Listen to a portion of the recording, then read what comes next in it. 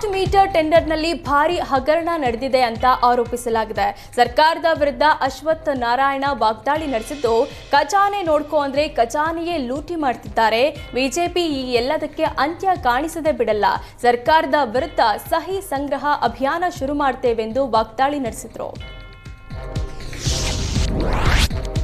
ರಾಜ್ಯ ಕಾಂಗ್ರೆಸ್ ಸರ್ಕಾರದ ವಿರುದ್ಧ ಬಿಜೆಪಿ ಜನಾಕ್ರೋಶ ಯಾತ್ರೆ ಮುಂದುವರೆದಿದೆ. ಗದಗದಲ್ಲಿ ಬಿಜೆಪಿ ಜನಾಕ್ರೋಶ ಯಾತ್ರೆ ಹಮ್ಮಿಕೊಂಡಿದ್ದು, ನಗರದ ಬಸವೇಶ್ವರ ಸರ್ಕಲ್ನಿಂದ ಮಹಾತ್ಮ ಗಾಂಧಿ ವೃತ್ತದವರೆಗೆ ಮೆರವಣಿಗೆ ನಡೆಸಲಾಯಿತು. ಬಿಜೆಪಿ ರಾಜ್ಯಾಧ್ಯಕ್ಷ ವಿಜೇಂದ್ರ ನೇತೃತ್ವದಲ್ಲಿ ಯಾತ್ರೆ ನಡೆಸಲಾಗುತ್ತಿದೆ.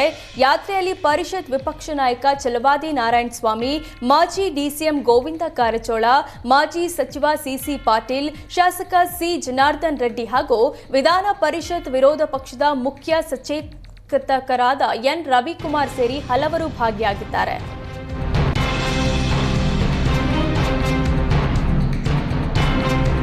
ಜನಿವಾರ ವಿವಾದ ಬೆನ್ನಲ್ಲೇ ಹಿಜಾಬ್ ಕಿಚ್ಚು ಮತ್ತೆ ಮುನ್ನೆಲೆಗೆ ಬಂದಿದೆ. ಹಿಜಾಬ್ ಹೋರಾಟಗಾರ್ತಿ ಆಲಿಯಾ ಅಸಾದಿ ಪೋಸ್ಟ್ ಹಾಕಿದ್ದು, ಜನಿವಾರ ಎಷ್ಟು ಅಗತ್ಯವೋ ನಮಗೆ ಹಿಜಾಬ್ ಕೂಡ ಮುಖ್ಯ.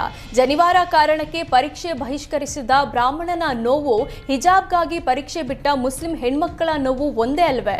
ಜನಿವಾರ ತೆಗೆಸಿದವರನ್ನ ತಕ್ಷಣ ಸಸ್ಪೆಂಡ್ ಮಾಡಿದ್ರು. ಹಿಜಾಬಿಗಳಿಗೆ ಕಾಲೇಜ್ ಬಂದ್ ಮಾಡಿದ ಅಧಿಕಾರಿಗಳಿಗೆ ಶಿಕ್ಷೆ ಕೊಟ್ಟಿಲ್ಲ. ಬ್ರಾಹ್ಮಣ ವಿದ್ಯಾರ್ಥಿಗಳಿಗೆ ಉಚಿತ ಇಂಜಿನಿಯರಿಂಗ್ ಸೀಟ್ ನೀಡ್ತೀರಿ, ನಮಗೆ ಪರೀಕ್ಷೆ ಬರೆದ್ರೋ ಇಲ್ವೋ ಅಂತ ಕೇಳಲಿಲ್ಲ.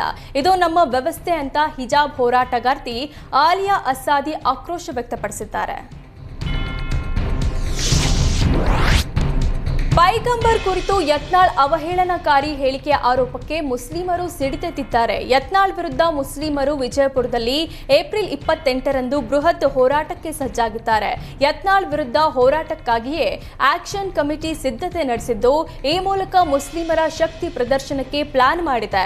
ಯತ್ನಾಳ್ ವಿರುದ್ಧ ಹೋರಾಟಕ್ಕೆ 8 ನಿರ್ಣಯ ಅಂಗೀಕರಿಸಿದ್ದು, ಕಾಂಗ್ರೆಸ್ ಶಾಸಕರು, ಚುನಾಯಿತ ಜನಪ್ರತಿನಿಧಿಗಳಿಗೆ ಕಮಿಟಿ ಶಾಕ್ ಕೊಟ್ಟಿದೆ. ಹೋರಾಟದಲ್ಲಿ ಪಾಲ್ಗೊಳ್ಳುವಂತೆ ಕಾಂಗ್ರೆಸ್ ಶಾಸಕರಿಗೆ ಸೂಚನೆ ನೀಡಿದೆ.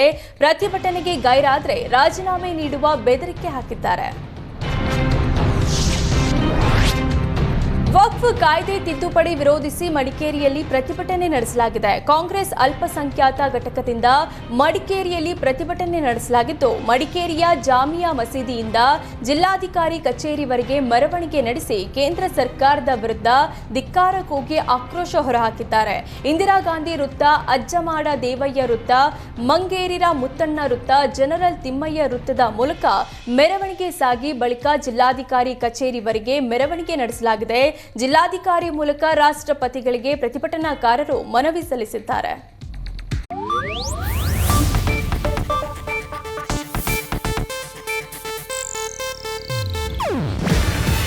ಇದು ಏಷ್ಯಾನೆಟ್ ನ್ಯೂಸ್ ನೆಟ್ವರ್ಕ್ ಪ್ರಸ್ತುತಿ.